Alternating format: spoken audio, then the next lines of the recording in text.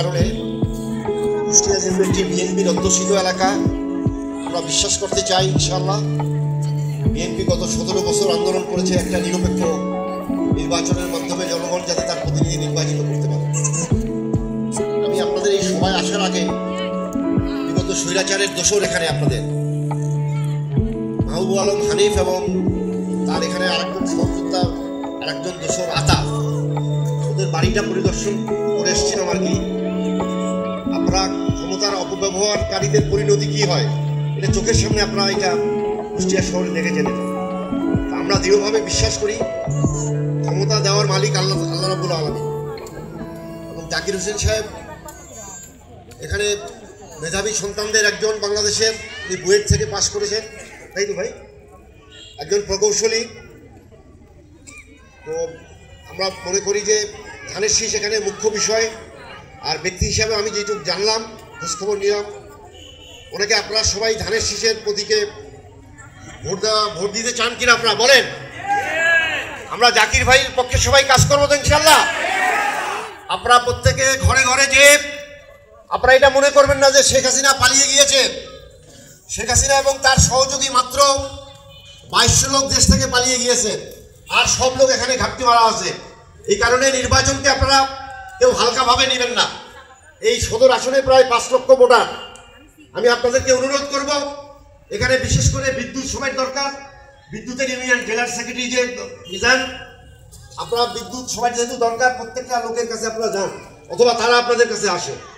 এই কারণে আপনারা সক্রিয়ভাবে প্রত্যেক ঘরে ঘরে যে আমাদের ধানের শীষের পক্ষে, জাকির ভাইয়ের পক্ষে এবং কুষ্টিয়া জেলায় 4টা নির্বাচনী সিট, প্রত্যেকটা সিটে ধানের শীষের মনোনীত যে প্রার্থী রয়েছে তাদের পক্ষে ভোটের জন্য নিজেরা কর্মী হিসাবে ক্যাম্পেইন করবেন। বিএনপি আপনার খোঁজ নিল কিনা এটা গুরুত্বপূর্ণ না। আমরা শ্রমিক দল হিসাবে আমাদের মনোনীত সরকার, বিএনপি যদি ক্ষমতায় আসে, শ্রমিক কর্মচারীদের ন্যায়সঙ্গত দাবি ইনশাল্লাহ অনেক সহজভাবে আমরা সমাধান করতে পারবো। আর জাকির ভাই ইনশাল্লাহ আমরা আশা করি জাতীয় নির্বাচনের পরে এই এলাকার জনপ্রতিনিধি হিসাবে শ্রমজীবী মানুষদের দিকে দৃষ্টি রাখবেন এবং ওনার বক্তব্যের বিষয়টা বলবেন। আমাদের চাহিদা বেশি নাই, আমরা বাঁচার মতো মজুরি চাই, কথা ঠিক কিনা? আমরা একটা নিরাপদ কর্মক্ষেত্র চাই, যেখানে কাজ করতে গেলে যাতে আমরা নিরাপদ থাকি। আমরা বেকার সমস্যার সমাধান চাই। যদি কাজের ব্যবস্থা করা না যায়, তাহলে আমাদের বিদেশের উন্নত দেশের মতো আমাদের এখানে যাতে একটা ভাতার সিস্টেম চালু করা হয়, সেটা করা সম্ভব। এই কারণে আমি ধরেন 2002 সালে আমাদের নেতা এখন যেখানে আছেন ইংল্যান্ডে, আমি লন্ডনে ওখানে আমার জাতির উদ্দেশ্যে কথাবার্তা বলার সুযোগ হয়েছিল। আমাদের দেশ যেহেতু দুর্নীতিতে ঐতিহাসিকভাবে 5 বার চ্যাম্পিয়ন হয়েছে, আমরা যদি দুর্নীতিতে নিয়ন্ত্রণ করতে পারি, এই ভাতা সহ, স্বাস্থ্যসেবা সহ মৌলিক চাহিদা যেগুলো রয়েছে এগুলো নিশ্চিত করা সম্ভব হবে।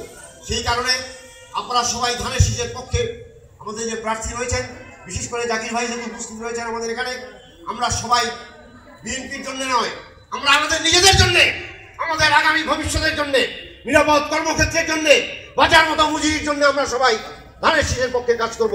আপনারা কি রাজি আছেন?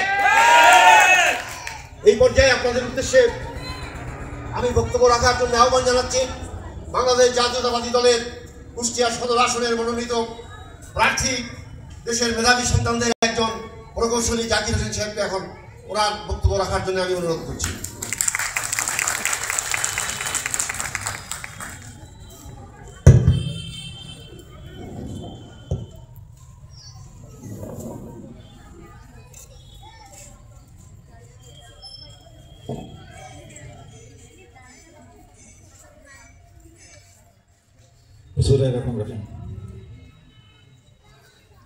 বাংলাদেশ জাতীয়তাবাদী নারী শ্রমিক দল